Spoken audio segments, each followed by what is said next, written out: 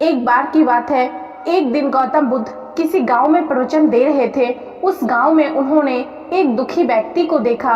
उस व्यक्ति ने बुद्ध के चरणों में गिरकर अपने दुख दूर करने का उपाय जानना चाहा। गौतम बुद्ध ने उस व्यक्ति को अपने पास बिठाया और उसे बोले, तुम व्यर्थ में चिंतित हो रहे हो, सुख दुख हमेशा नहीं रहते। मैं तुम्हें एक कहानी सुनाता हूँ, उसे ध्यान से सुनो। किसी नगर में एक सेठ रहता था। वह बड़ा ही उदार और परोपकारी था। उसके दरवाजे पर जो भी आता वह उसे खाली हाथ नहीं जाने देता था और दिल खोलकर उसकी मदद करता था। एक दिन उसके यहाँ एक आदमी आया।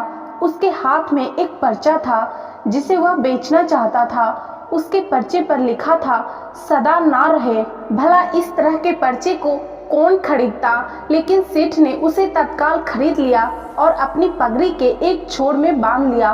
नगर के कुछ लोग सेठ से ईर्ष्या करते थे।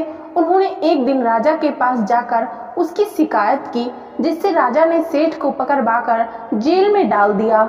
सेठ के जब काफी दिन जेल में निकल गए, सेठ बहुत दुखी था। क्या करे, उसकी समझ में कुछ नहीं आ रहा था। एक दिन अचानक सेठ का हाथ उसकी पगड़ी की गांठ पर पड़ गया। उसने गांठ को खोलकर पर्चा निकाला और उसे पढ़ा। पढ़ते ही उसकी आंखें खुल गई। उसने मन ही मन कहा, अरे तो दुख किस बात का, जब सुख के दिन सदा ना रहे तो दुख के दिन भी सदा ना रहेंगे। इस बात को सोचकर वह सेठ जोर से हंस पड़ा और बहुत देर तक हंसता रहा। जब चौकीदार ने उसकी हंसी सुनी तो उसे लगा सेठ मारे दुख के पागल हो गया है। उसने राजा को खबर दी। राजा आया और उसने सेठ से पूछा, क्या बात है, तुम इतना हंस क्यों रहे हो? तब सेठ ने राजा को सारी बात बता दी।